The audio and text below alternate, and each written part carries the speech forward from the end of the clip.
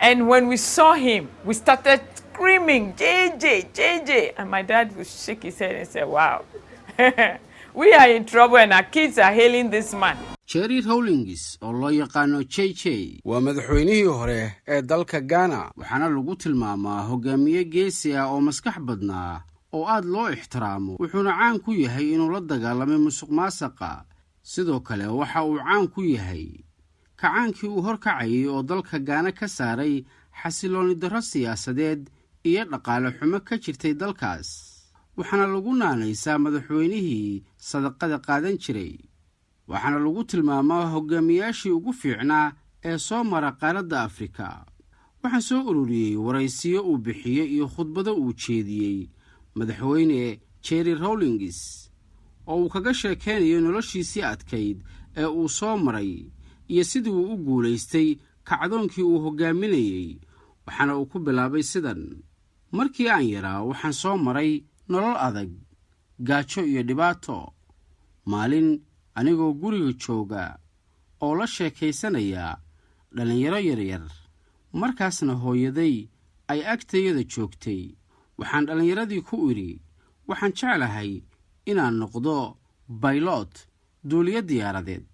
hooyaday intay dhabarka iga dharbaaxday ayay ugu tiri waxaad noqonaysaa dhakhtar waxaad noqonaysaa scientist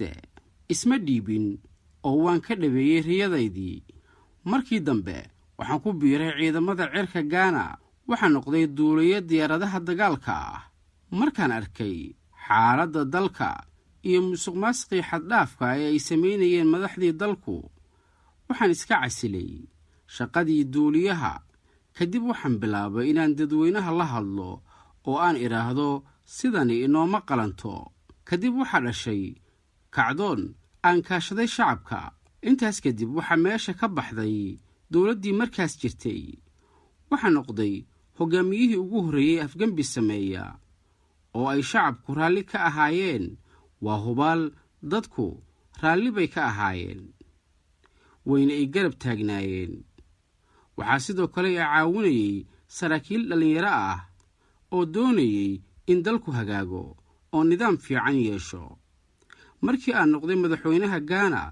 waxaan xoogga saaray inaan meesha ka saaro musuqmaasuq waxaan hagaajiyay dhaqaalihii iyo nolosha shacabka waxaan sidoo kale dhisay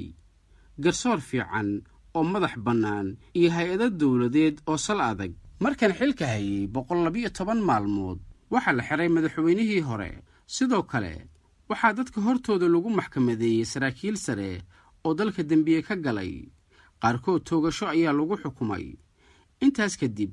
ayaan shacabka goob fagaara ah kula hadlay waxaana ku iri waxaan qabanayaa doorasho xor ah haddaan wax fiican sameeyey intaan xafiiska joogay iyo doorta haddii aanan waxba qabanina ha i dooranina kadib waxaa si aqlabiyada laygu doortay madaxweynaha Ghana doorasho xor ahayd markaas aad ayaan u farxay sababtoo ah waxaan saxay khaladkii xal ahaanta aan u sameeyey waxaan uga jeedaa afgambigii kadib mar kale ayaan shacabka la hadlay waxaana ku dhahay dadweynow ma doonayo inaan hal shilin ka cuno hantida dadweynaha iyo dawladda mana rabo xitaa inaan qaato mushaharka uu madaxweynaha Ghana qaadan jiray dadweynaha ayaan ka codsaday inay bixiyaan aniga iyo qoyskayga biilkii aan ku noolaan lahayn qof kasta oo reer Ghana ah oo awooda inuu igu sadaqaysto lacag yar oo gooyn karta xabad shukulaato ah oo kaliya qofkii bixin kara raashin qalalan wax ka yar nus kiilo bariis ama cambuulo ah waxaan dadkii ku iri wax kasta oo igu sadaqaysanaysaan waxaad iigu dhiibtaan saaxiibkay Liut oo markaas haystay dukaan yar dadweynihii aad bay ula yaabeen codsigayga aad ayaynu u soo dhaweeyeen wax ka yar sanad malaayiin qof oo reer Ghana ah ayaa iigu deeqay wixii aan ka codsaday iyo ka badanba waxaan waayay meel aan kala geliyo lacagtii iyo cuntadii dadku igu sadaqaysteen kadib aniguna wixii baahidayda qoyska ka badnaada waxaan ku sadaqaysanayay dadkii saboolka ahaa iyo agoontii ay ka tageen ciidamadu 2 jeer ayaa lay doortay madaxweyne intaa wixii ka dambeeyay mar dambe iskuma sharaxin madaxweyne iyadoo shacabku ay doonayeen inaan hogaamiyo doorasho ayaan qabtay xilkana waan ka degay intii aan xilka hayay waxaan sameeyey guddiyo shaqaale iyo dhaqaale oo bulshada ah kuwaasoo la soconaya wax soo saarka warshadaha dalka iyo dhaqaalaha guud ee dalka xilalka muhiimka ah iyo ilaha dhaqaalaha waxaan madax uga dhigay oo aan u dhiibay dad hantiilayaal ah oo aan xitaa mushahar ka doonin xilligaas dawladda dad dhaqaale ahaan isku filan markaas kadib waxaa kor u kacay kalsoonidii bulshada waxaan xilka ka degay iyadoo ay Ghana tahay dalka ugu horeeya Afrika dhinaca kobaca dhaqaalaha iyo xasiloonida siyaasadda waana arrinta ay Ghana ku liibaantay waana wadada weli ay ku socoto Ghana waxaan uga jeedaa xasiloonida siyaasadda waxaan xilka ka degay anigoo aan $1 hal shilin kala bixin khasnada dawladda anigoo aan waxba musuq maasuqin anigoo aan ka walwalayn berri dhaqaalihii aan ku noolaan lahaa waxaan xilka ka degay anigoo haysta lacag aad u badan oo ay dadku igu sadaqaysteen waxaan hadda ku noolahay dalkayga anigoo ah qof caadi ah oo shacabka ka mid ah oo ay weliba dadku aad ii sharfayaan iyagoo iga dhigtay haliyey weligood qalbiyadooda ku jiraya oo aanay weligood ilaabi doonin waxaan la yaabaa weli sababta madaxda Afrika badankood xilka isugu dhajiyaan oo ay dalkooda uga dhacaan malaayiin $, waxayse u badan yihiin inay faqri ka baqayaan sidaydoo kale hadday dadkooda kalsooni ka samaysan lahaayeen kama baqeen faqri hantida dunidan ugu qaalisan ee la tacbado waa dadka waxaan kaloo fahmi waayey sababta ay faqri uga cabsadaan madaxda Afrika ileen calooshu ma fido marka uu qofku madax noqdee sababtoo ah markaan askariga ahaa haaf cambuula ka badan ma cuni jirin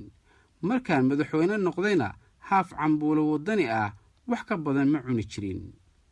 madaxda Afrikaha iska saaraan cabsida faqri ee qalbiga kaga jirta oo dadkooda ha kasbadaan sababtoo ah waxba tari mayso malaayiin $, oo ay dadkooda ka dhacaan oo ay ku shubtaan bangiyo shisheeye iyagoo lacagtaasi aanay waxba u tarin ayay ka dhimanayaan iyagoo dulaysan waxaana tusaale idinku filan madaxweyne Mabuto Sese Seko laga soo bilaabo markan xilka qabtay ilaa aan xafiiska baneeyay sanadii 2000 weligay ma yeelan ma furan account banki oo dibadda ah CIA-da sirdoonka Mareykanka sirdoonka Jarmalka sirdoonka Britishka MI5 Talyaanigiina Faransiiska dhammaantiin taga oo ka soo eega bangi kasta oo adduunka ah haddii aniga iyo xaaskaygu aan weligayo dhiganay $1 ama $1 meel kasta oo adduunka ah